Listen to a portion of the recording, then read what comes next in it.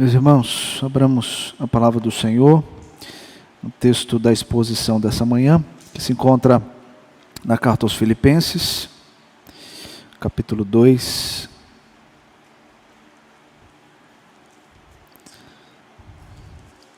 Os versículos de 5 a 11.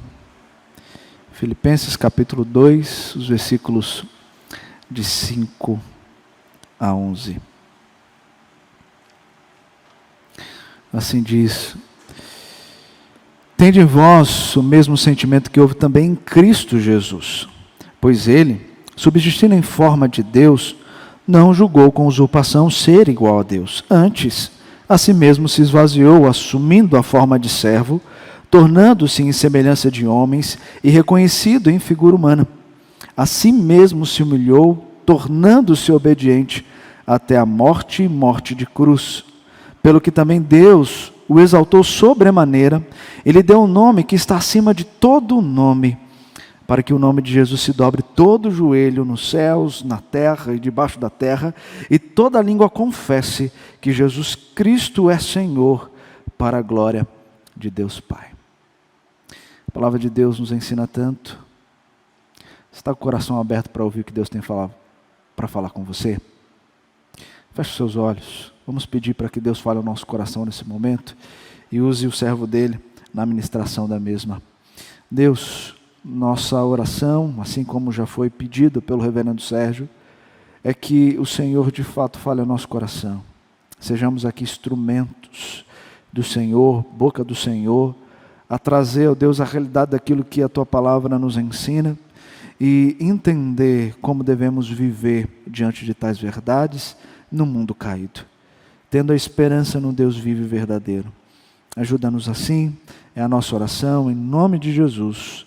Amém. Comecemos então com as crianças. Crianças, vou pedir para vocês desenharem agora o seguinte: vocês vão, na folha de vocês, desenhar primeiramente o céu. Então você vai colocar lá no topo da folha o céu. E depois você vai fazer uma setinha, para o seu canto esquerdo, e ali você vai desenhar um berço, simbolizando a manjedoura onde Jesus Cristo nasceu. E ao lado você vai fazer uma outra setinha, e depois você vai desenhar a cruz, uma cruz vazia, representando a morte, a ressurreição de Cristo. E depois você vai fazer uma outra seta agora, apontando novamente para o céu. Um Cristo que desceu, assumiu a forma humana, nasceu em carne, para que tivesse que passar pela cruz, nos substituindo do nosso pecado, morrer, ressuscitar, mas depois disso ele subiu aos céus, está no céu agora, à destra do Pai, preparando um lugar para nós. E ele vai voltar novamente. Peça ao seu pai e sua mãe, para que diante desse desenho, em casa, possa explicar o que eles aprenderam agora na mensagem que eles ouvirão. Então esse é o desenho de vocês. Pais, vocês têm a obrigação de tomar esse desenho das crianças e dar continuidade em casa, ajudando os seus filhos a compreender toda a mensagem que vocês aprenderam. Geralmente nós apenas deixamos as crianças desenhando para prestar atenção, mas depois disso nós não fazemos mais nada, a não ser tirar uma bela foto para colocar no grupo da igreja. Mas todo desenho, ele está ligado àquilo que nós estamos pregando. Então é importante os pais darem continuidade disso no ensino. É mais uma ferramenta que vocês têm para ensinar os seus filhos o caminho da graça, assim como vocês aprenderam e aprenderão agora, se assim Deus nos permitir. Então, missão para as crianças e missão para os pais. Missão dada é missão cumprida, vou cobrar, viu? E crianças, depois tirem a foto e postem também no grupo da igreja. Meus irmãos, todos nós temos um livro de respostas prontas, não é mesmo? Todos nós temos aquelas respostas que elas já estão guardadas para serem usadas em momentos específicos. Em alguns momentos em que aquilo que nós fazemos e não há aprovação de todas as pessoas para a qual nós fazemos aquilo, nós temos uma frase que geralmente nós usamos. Se nem Cristo agradou a todo mundo, quem sou eu para agradar? Se nem Cristo agradou, lógico que eu também não vou agradar. Mas vamos pensar em algumas coisas aqui. É fato, Jesus Cristo ele não agradou todo mundo. Ele veio cumprir uma missão. Ele, sendo o próprio Evangelho, ele pregou essa verdade de quem ele é e por que ele esteve aqui. E qual a missão que ele estava a cumprir. E logicamente, como nós já sabemos e temos dado bastante ênfase aqui, esse Evangelho ele tem uma mensagem com duas respostas. Uma para a salvação e outra para a condenação. Então Jesus veio e falou a respeito dele como ungido de Deus.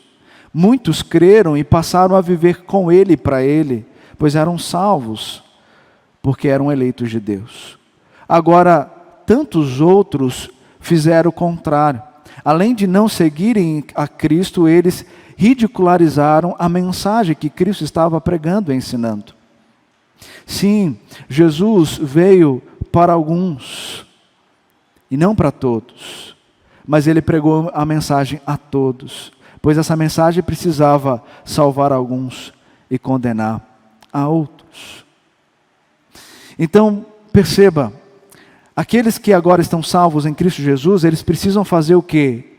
Andar em Cristo Jesus. E por que nós precisamos andar em Cristo Jesus? Porque ele foi o modelo, o exemplo perfeito de como viver no mundo caindo, tendo uma natureza humana sofrendo as consequências da queda, mas não cedendo ao pecado. E ele então é um modelo para que nós possamos compreender o progresso da nossa vida cristã em uma vida em santidade, que ele requer de nós, agora que somos feitos filhos de Deus. Então, andar com Cristo é de fato imitar os passos dele. Então, quando nós falamos essa frase, se nem Cristo agradou a todo mundo, quem sou eu para agradar? Nós temos que falar se de fato nós vivemos imitando a Cristo. Mas muitas das vezes nós usamos disso para justificar algo que eu queria ver todo mundo se alegrando, todo mundo feliz, porque foi eu que fiz, porque foi eu que realizei. Todos deveriam estar alegres. Mas eu uso essa frase para dizer, já que eu não consegui a perfeição, então, se Cristo também não conseguiu, ok, então está tudo certo. Veja como nós usamos muitas das vezes coisas que deveriam ser verdade para nós, como algo apenas para justificar atos da nossa glória própria. Esse texto aqui vai nos ensinar a respeito do estado de humilhação e o estado de exaltação de Cristo. Mas esse texto está trazendo essa verdade justamente para ensinar uma lição. E qual é a lição? A lição sobre humildade. Se vocês lembrarem, nós pregamos aqui no capítulo 2, os versículos de 1 a 4, entendendo que Paulo se alegrava com aqueles irmãos de Filipos, por eles caminharem de forma a representar um Cristo que eles seguiam, que eles entenderam o seu Cristo deles. Paulo fala, eu estou alegre porque vocês vivem assim, são pessoas que consolam, são pessoas que ajudam, são pessoas de fato diferentes, há conversão em vocês. No entanto, vocês precisam dar um passo a mais nessa caminhada, vocês precisam completar a minha alegria. E completar a minha alegria é de fato compreender que, estando unidos a Cristo, vocês precisam então pensar, vocês precisam sentir, vocês precisam amar como cristãos. Ele diz, completei a minha alegria, de modo que penseis a mesma coisa, tenhais o mesmo amor, sejais unidos de alma, tendo o mesmo sentimento. Mas existe algo que está acontecendo entre vocês e que atrapalha a harmonia daqueles que devem ter por estarem unidos a Cristo. A vanglória e o partidarismo, o egoísmo e o orgulho. Isso ofusca a realidade do propósito de viver neste mundo glorificando a Deus. Pois a glória é requerida quando nós vivemos de forma partidária, quando nós vivemos de forma egoísta. A glória é requerida por nós a nós mesmos. Isso destrói a unidade. Isso destrói essa união que nós temos com Cristo. E ele vai então falar: veja, eu quero aprofundar um pouco mais esse ensinamento a vocês. E vou fazer isso usando um exemplo, o exemplo de Cristo. Eu vou fazer isso mostrando para vocês o que Cristo precisou fazer para que vocês pudessem ser dele. Eu vou mostrar para vocês todo o processo da humilhação e da exaltação de Cristo, para que você entenda que a glória não é tua, não é para você, é somente para Ele, pois Ele é a glória. Foi dado a Ele a glória. E Ele então dá o exemplo. O texto então que nós lemos e que nós vamos meditar nesse momento, está nos versículos de 5 a 11, e a divisão desse texto se dá em duas partes. O versículo de 6 a 8 mostra essa celebração pela humilhação de Cristo. E os versículos de 9 a 11 é a celebração pela exaltação de Cristo como a recompensa que Cristo recebe do seu Pai, de Deus. E o versículo 5 é uma ligação entre aquilo que Paulo está falando anteriormente, que nós explicamos aqui, com o exemplo que ele vai dar na pessoa de Cristo. Então ele começa o versículo 5, mostrando para nós que aqueles irmãos de Filipos, eles precisavam ter o mesmo sentimento que houve também em Cristo Jesus. Esse ter o mesmo sentimento é a palavra usada aqui, o verbo usado aqui, é o mesmo usado no versículo 2, quando Paulo também diz, tendo o mesmo sentimento. Esse é um verbo chamado verbo fronel, e ele significa que você vai ter agora uma disposição de pensar semelhante a alguém, semelhante a um modelo. Então Paulo está chamando a atenção deles para que eles possam se assemelhar e pensar olhando para as atitudes de Cristo, que é o modelo perfeito. Então vocês precisam ter o mesmo sentimento, no sentido de que vocês têm que olhar para como Cristo viveu ao assumir a sua natureza humana, para que então vocês compreendam a importância de serem humildes. Porque a humildade, ela está na pessoa de Cristo e é comunicada para os filhos de Deus, que são por meio agora dessa obra redentora de Cristo Jesus. Ele então começa, a partir do versículo 6, destacando para nós esse estado de humilhação, e aqui nós vamos pensar em algumas coisas que o texto nos apresenta. O versículo 6 começa, pois ele, Cristo, subsistindo em forma de Deus. O que o texto quer dizer com isso? Subsistindo em forma, esse verbo aqui, o verbo subsistir, ele em seu modo, ele está no particípio presente. O que isso tem a ver? Por que eu estou falando isso? Veja, o particípio presente dá a ideia de algo que aconteceu e vai ter uma continuidade. Nós não sabemos quando iniciou, mas nós sabemos que isso existe. E nós não sabemos o fim dele. Quando Paulo usa esse termo, ele está dizendo, sendo Cristo aquele que se subsiste em forma humana, em forma divina, ele é aquele que tem em sua natureza a divindade. Quando essa divindade começa, nós não temos isso. Porque nós sabemos que Cristo é o eterno de Deus, o eterno gerado do Pai. Então esse Cristo, ele é Deus. Jesus é Deus. Jesus, ele é da mesma substância do Pai, é da mesma essência do Pai. Teologicamente nós dizemos que Jesus, ele não foi gerado, mas ele é o eterno gerado do Pai, porque ele não tem início, ele não tem meio, ele não tem fim, ele é o próprio Deus. Ele tem em si a natureza do próprio Deus. E é importante nós entendermos isso. É importante, inclusive, nós entendermos o que significa natureza. Natureza significa aquilo que é composto por diversas características. Cristo tem os atributos do Pai. Ele tem as características do Pai. Ele é o próprio Pai. E Cristo, então, ele tem a natureza divina porque ele é o próprio Deus. Mas ele é o Deus agora que vai se encarnar em forma humana. E por que ele precisava se encarnar em forma humana? O texto vai nos ensinar. E é importante nós entendermos também o que significa forma.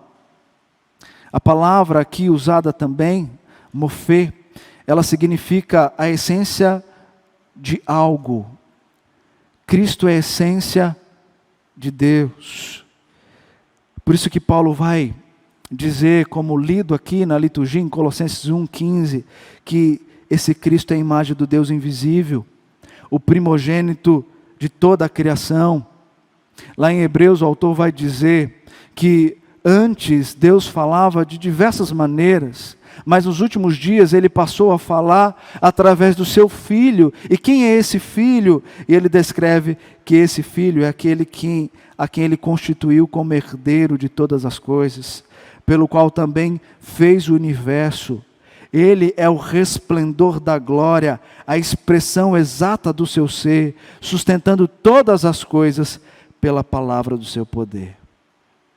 A sua natureza é divina, porque ele é o eterno de Deus. E quando esse Cristo que subsiste em forma de Deus, ele não julga com usurpação ser igual a Deus, Paulo quer dizer que esse Cristo, sendo da mesma essência do Pai, ele poderia requerer direitos, mas ele não fez isso. Pelo contrário, ele abriu mão de direitos, entendendo a importância dele obedecer um plano estabelecido por Deus. E assim então, assumir a forma humana, abrindo mão desses direitos, para sofrer as consequências de uma natureza humana que está sendo subjugada pelo pecado, para então passar pela cruz e dar vida aos escolhidos de Deus. Ele não abandona a sua natureza divina. Ele não deixa a natureza divina lá no céu ao assumir a forma humana. Ele adiciona a sua natureza divina à forma humana, à natureza humana. Ele é verdadeiramente Deus. Ele é verdadeiramente um homem. Por isso a melhor palavra para falar sobre essas duas naturezas de Cristo é adição. É adicionado à natureza divina, à natureza humana. Não julgou com usurpação o ser igual a Deus. F.F. Bruce, em seu comentário, ele vai dizer: ele a usou como ocasião para renunciar a todas as vantagens ou privilégios que a divindade lhe proporcionava, como oportunidade para autoempobrecimento e autossacrifício sem reservas. Isso porque Cristo, ele era obediente, como o texto mesmo diz, que essa obediência se deu até a morte e morte de cruz. Ele abriu mão de privilégios, ele abriu mão de tomar tudo aquilo que era dele para cumprir um plano. E você faz parte desse plano.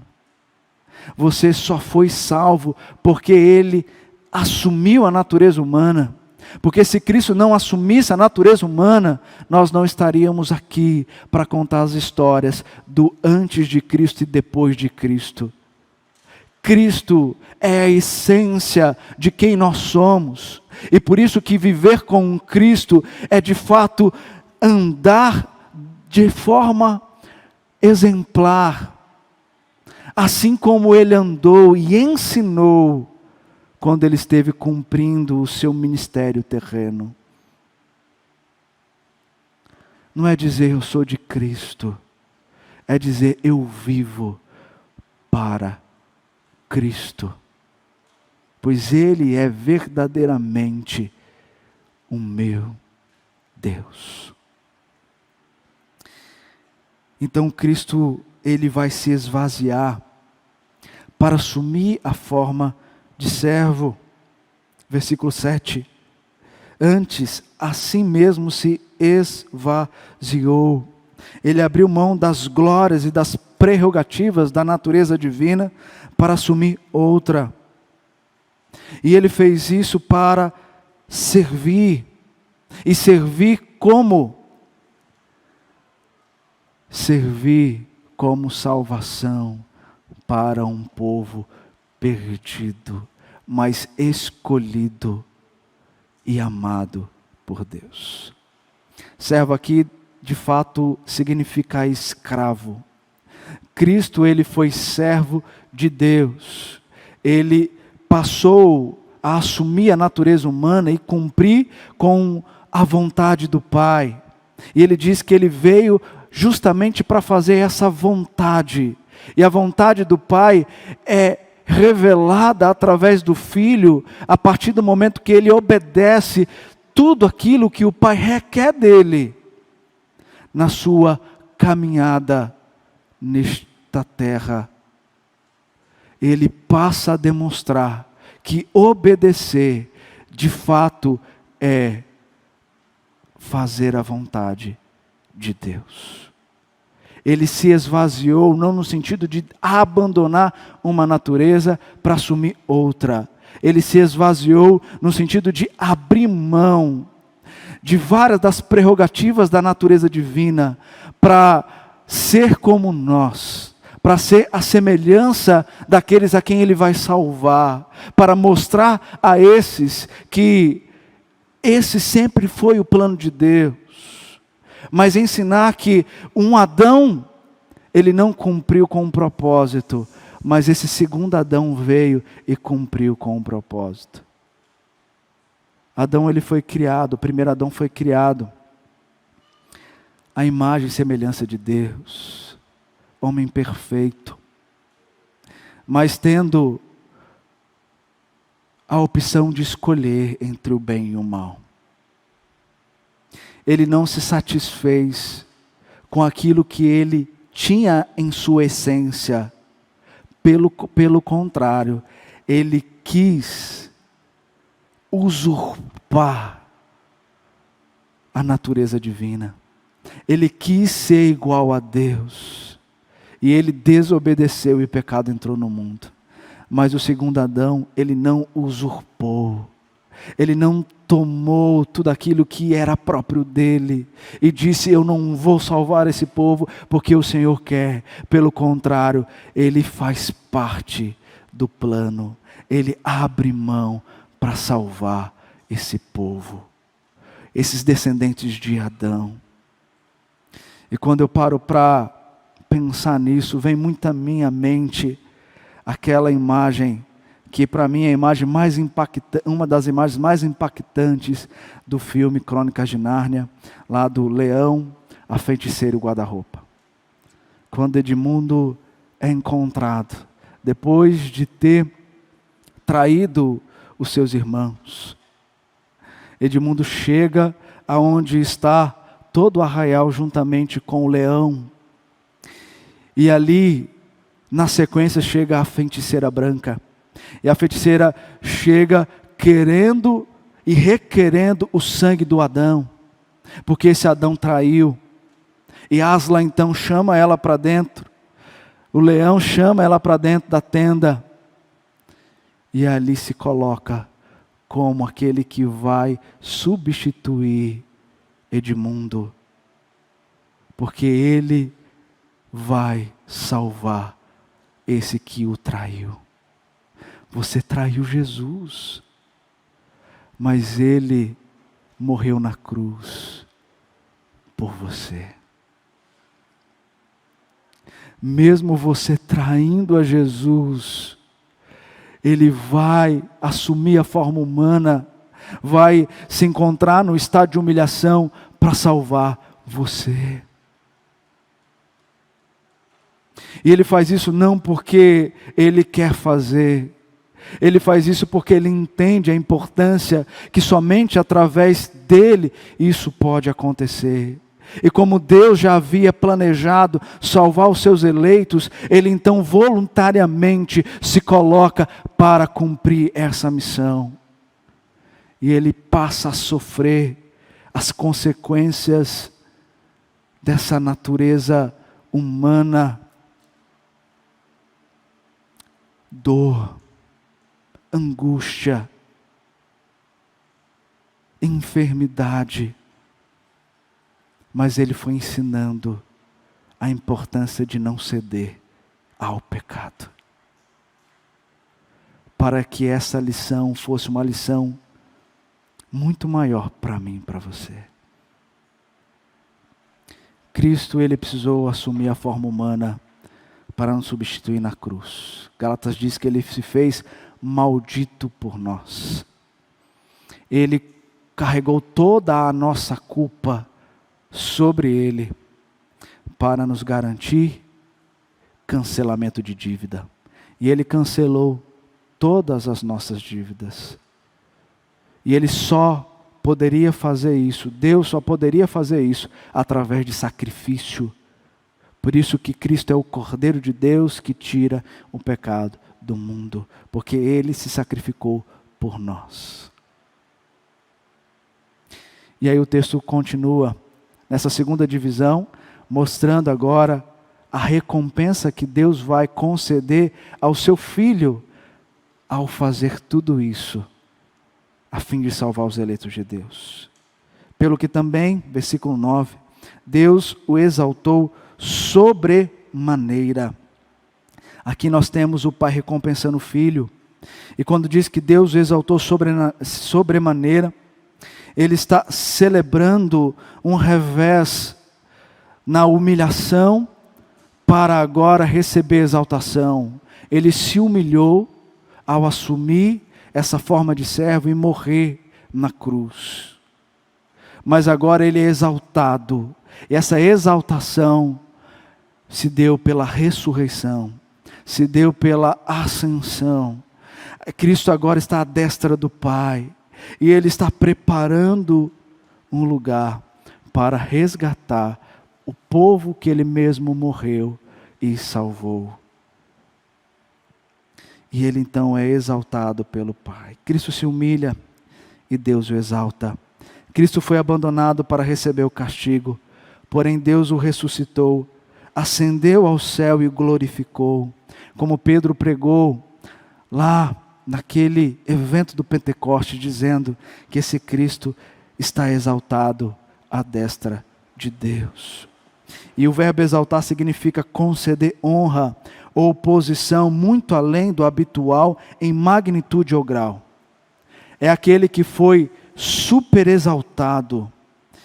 Agora, algo nos chama a atenção quando paramos para estudar esse texto nos seus originais. Porque essa palavra que exaltou, nós sabemos que ela é usada em diversos textos do Novo Testamento, dizendo que Cristo de fato será exaltado, ele vai ser levado às alturas, ele vai transcender os céus. Mas quando nós paramos para analisar exegeticamente esse texto, nós vamos perceber que esse exaltou é uma palavra usada uma única vez e é usada somente aqui. E por que isso? Porque a exaltação de Cristo é diferente de todas as outras. Nós também seremos exaltados quando formos morar com Ele lá nos céus. Mas a nossa exaltação é diferente da dele. A exaltação dele é única. Por isso que Paulo usa esse verbo uma única vez, para mostrar que essa exaltação aponta para algo muito maior. Porque esse que agora é exaltado, ele é o que possui em si mesmo a própria glória. Ele então é exaltado. E nós vemos os textos apontando para isso. O autor aos Hebreus, lá no capítulo 4, versículo 14, diz que Cristo penetrou os céus. No capítulo 7, versículo 26, diz que feito mais alto que os céus.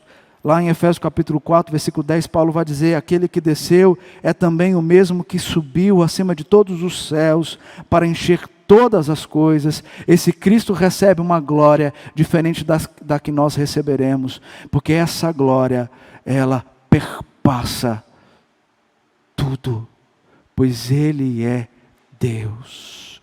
Nós não seremos deuses, mas nós seremos a semelhança desse Deus, para glorificar a Ele como servos, como escravos, daquele que de fato fez toda essa obra para me levar para o céu.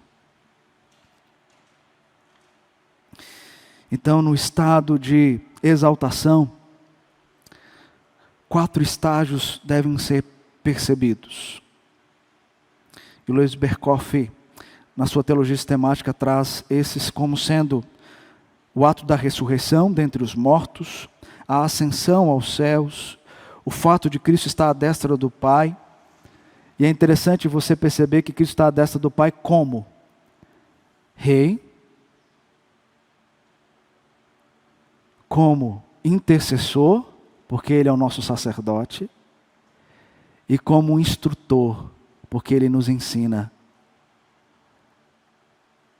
Os 3 ofícios de Cristo atuando para aqueles a quem Ele salvou. Ele está governando nos céus este mundo caído.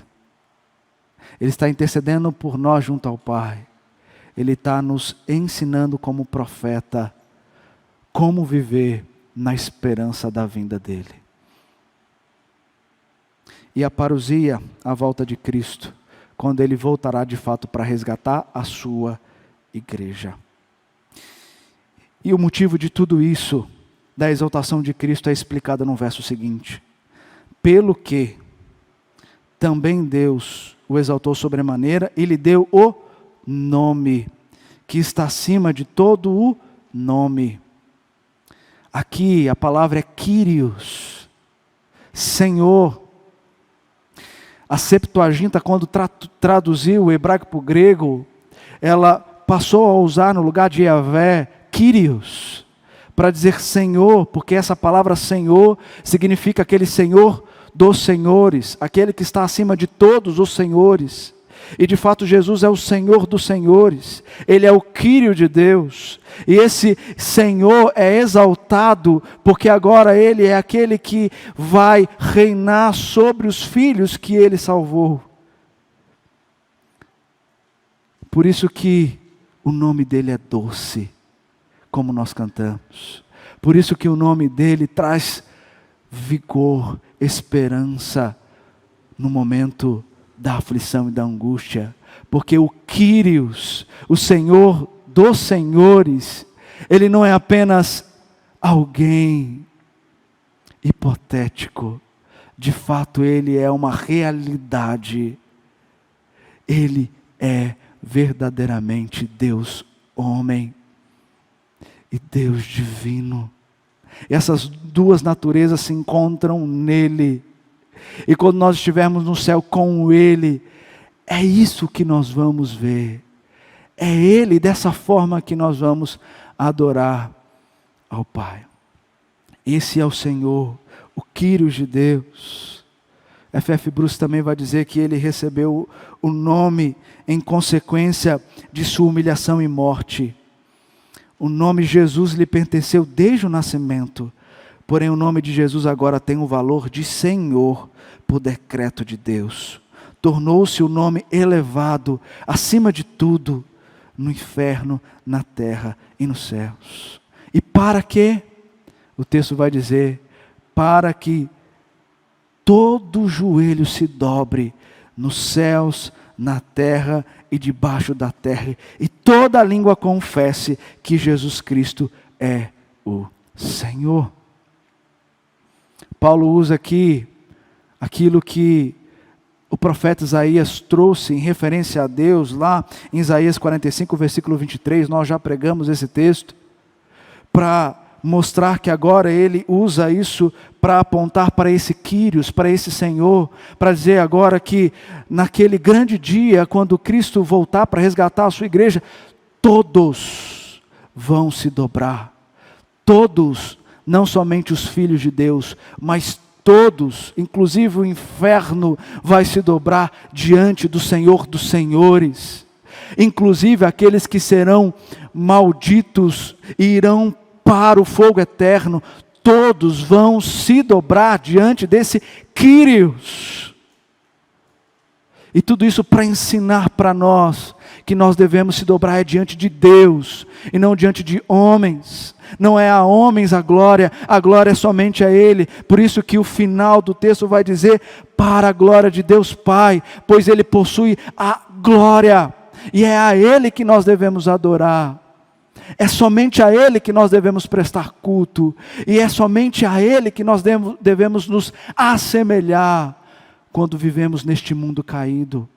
Por isso que Paulo então usa esse exemplo, e esse aqui é um hino que a igreja primitiva já cantava, e Paulo usa desse hino para mostrar, eu vou dar o exemplo do que é de fato ser humilde, e ele usa o hino para dizer, ser humilde é ser como Cristo, que abriu mão da sua natureza, de toda a sua prerrogativa da natureza divina, para assumir a natureza humana, para então ser como nós. E isso tem implicações grandiosas. Por quê? Porque agora Ele está no céu, preparando um lugar para que nós pudéssemos e seremos com Ele exaltado, e com Ele desfrutar da destra do Pai. Ser humilde não é viver de forma utópica. Ser humilde é, de fato, viver a humildade como estilo de vida. Isso tem implicações seríssimas, porque aqueles que são de Cristo devem viver como Cristo, e viver como Cristo é exaltar a virtude da humildade na prática, na obediência daquilo que o próprio Deus revela para nós em sua palavra. Por que nós temos que adorar outras pessoas no lugar de Deus? Porque talvez nós queremos a glória de homens e não a glória de Deus. Queridos, no Antigo Testamento o povo não desfrutava da glória como nós desfrutamos agora. A glória está em nós.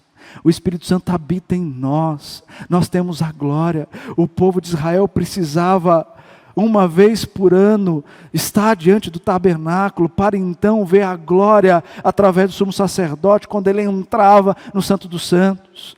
Nós temos esse privilégio, por quê? Porque Cristo na morte, na ressurreição, Ele rasgou o véu, e nós agora temos o Espírito Santo, que é a própria glória de Deus habitando entre nós, e nós temos isso para glorificar, não a nós mesmos, mas a Ele.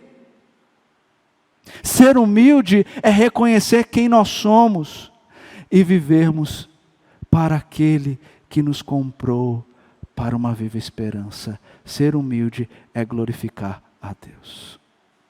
A maior lição de humildade que o crente pode dar é ser obediente a Cristo Jesus. Humildade requer obediência, submissão, negar o egoísmo e o orgulho para exaltar o nome que está acima de todo nome Esse é o nome que deve ser glorificado. Não busque o Senhor quando você precisa, mas viva como o Senhor, pois Ele é a fonte da sua vida. Quer ter vida e esperança? Ande como Cristo. Quer ter vida e esperança? Seja humilde. Quer ter vida e esperança? Exalte o nome que está acima de todo nome. Que Deus nos abençoe e nos ajude. Muito obrigado por nos acompanhar até o final desse vídeo. Para receber mais reflexões e ficar por dentro dos próximos conteúdos, te convidamos a seguir as nossas redes sociais que estão na descrição. Alguns vídeos aparecerão na tela, caso queira continuar nos assistindo. Abraço e até a próxima!